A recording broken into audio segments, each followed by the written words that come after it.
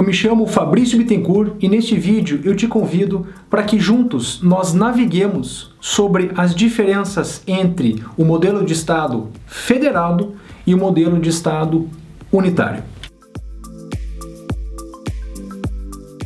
Para a gente começar com o pé direito a nossa conversa, eu quero que você anote uma palavra que é fundamental. É um elemento chave para a gente entender as diferenças entre Estado federado e Estado unitário. E essa palavra, esse elemento chave, é autonomia.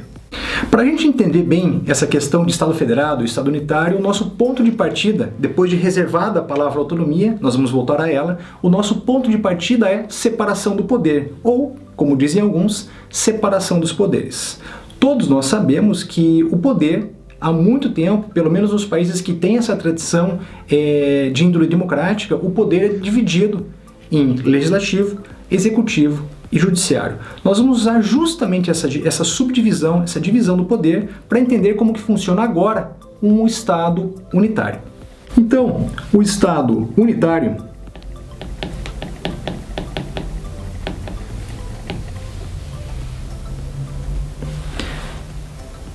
que tem o poder subdividido em executivo,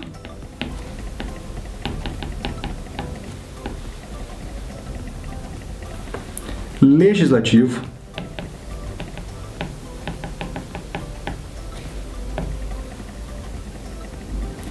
e judiciário.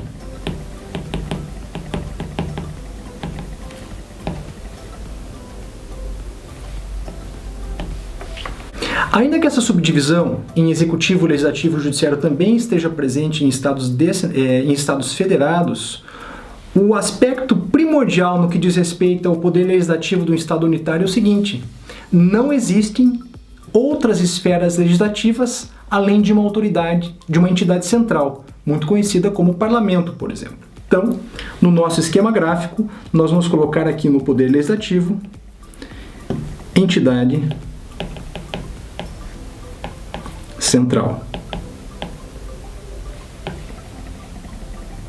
E com relação ao poder judiciário, algo que é muito interessante é o seguinte: um poder judiciário num Estado unitário, ele só precisa de duas instâncias. Uma instância primária de base, onde os fatos são conhecidos, as audiências são realizadas, enfim, e uma estrutura de recursos, uma estrutura recursal, um tribunal recursal, um tribunal de apelação.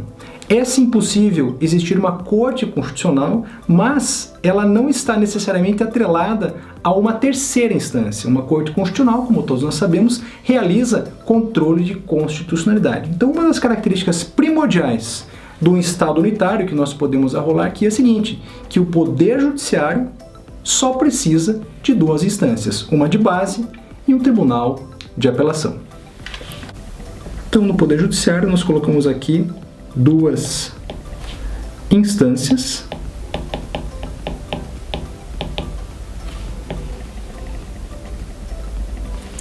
mais uma corte constitucional. E por fim, no que diz respeito ao poder executivo, existe uma questão super interessante aqui. Pode haver a chamada descentralização administrativa, ou seja, o Estado, a administração pública tem que estar presente em todos os municípios, em todos os condados, enfim. Mas o fato é que ainda que haja descentralização administrativa, toda e qualquer entidade descentralizada, por não ter autonomia, ela deve atenção às ordens, aos comandos, às decisões da entidade central. Então, o Poder Executivo, ainda que admita certa descentralização,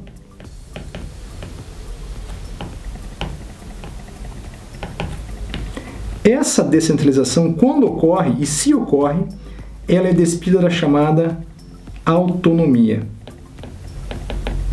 Ou seja, as entidades integrantes ou as entidades descentralizadas não têm autonomia. Então essa é a estrutura de um Estado unitário. Um poder executivo descentralizado, mas com entidades descentralizadas despidas de autonomia, um poder legislativo único, ou seja, não descentralizado. Nesse país unitário, a única fonte normativa acaba sendo oriunda do parlamento, e um poder judiciário que não necessita de mais do que duas instâncias e de uma corte constitucional. E para te dar um exemplo de um Estado unitário, eu vou usar justamente o caso brasileiro, mas não de hoje. Nós vamos usar o caso brasileiro conforme previsto e disposto na nossa primeira Constituição, a Constituição de 1824, que dispunha exatamente que o Brasil era um Estado unitário, algo bem diferente do Estado federado que nós vivemos hoje. A Constituição de 1824 dizia o seguinte: artigo 2º. O seu território é dividido em províncias, na forma em que atualmente se acha, as quais poderão ser subdivididas como pedir o bem do Estado. E vinha o artigo 165 da Constituição de 1824 dizendo o seguinte: haverá em cada província um presidente, nomeado pelo imperador, que o poderá remover quando entender que assim convém ao bom serviço do Estado. Então note que essas características de Estado unitário que nós nos referimos agora há pouco estavam muito evidentes no modelo primário de estrutura de poder brasileiro. Lá na Constituição Imperial, o imperador poderia sim nomear presidentes para as províncias, mas ele também podia destituí-los. Isso evidencia muito a ausência de autonomia das entidades descentralizadas no modelo imperial brasileiro. Acontece que a Constituição da Primeira República, muito respaldada pelo modelo dos Estados Unidos da América, ela veio com um modelo completamente diferente para o Brasil, que até então se baseava no modelo de Estado unitário, imperial unitário. A Constituição de 1891 trouxe um modelo federado de Estado, uma estrutura federativa.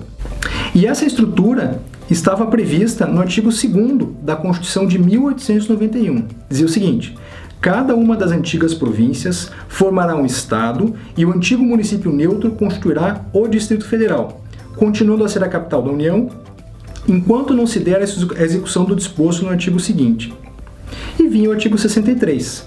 Cada Estado reger-se-á pela Constituição e pelas leis que adotar, respeitados os princípios constitucionais da União. Então, na prática, com essa autorização constitucional para que os estados se regessem pelas próprias constituições, é claro que respeitados os limites da Constituição Federal, na prática o que passa a acontecer? Os estados passam a deter autonomia, tanto legislativa quanto executiva, algo impensável num estado unitário. Essa estrutura de União Federal e Estados-membros, ela vem lá de 1891, mas com requinte. A partir de 1988, os municípios também passaram a deter autonomia, tanto executiva quanto legislativa. Isso significa que nos tempos atuais, a estrutura federativa brasileira é composta por 3 círculos de poder: o círculo de poder autônomo da União, o círculo de poder autônomo dos estados e o círculo de poder autônomo dos municípios. Em termos gráficos, a gente tem essa estrutura. Então, 3 círculos não concêntricos, cada um representando competências específicas da União, dos estados e dos municípios. Que competências são essas? Competência legislativa, em verde, que envolve essas 3 entidades, e também, agora em amarelo, competências administrativas, tanto para a União quanto para estados e também municípios. Então note que eu fiz questão de colocar no nosso esquema gráfico 3 círculos não concêntricos. E algo para você que faz concurso, para você que estuda para o exame de ordem, algo para você tomar nota e não se esquecer. Não existe hierarquia entre as competências da União, dos estados e dos municípios. O que existe são 3 círculos não concêntricos, cada um com suas esferas de competência específicas. A competência legislativa da União está prevista nos artigos 22 e 24 da Constituição. A competência legislativa dos estados está prevista nos artigos 24 e 25 da Constituição. E a competência legislativa dos municípios está prevista no artigo 30 da Constituição. No que diz respeito às competências administrativas, elas estão previstas com relação à União no artigo 23 e no artigo 21 do texto constitucional. As competências administrativas dos estados estão previstas no artigo 23 e no artigo 25 da Constituição. E, por fim, a competência administrativa dos municípios está prevista tanto no artigo 23 quanto no artigo 30 da Constituição. Então agora, para a gente encerrar o nosso vídeo, por que eu pedi para você tomar nota da palavra autonomia, que apareceu várias vezes na nossa conversa de hoje?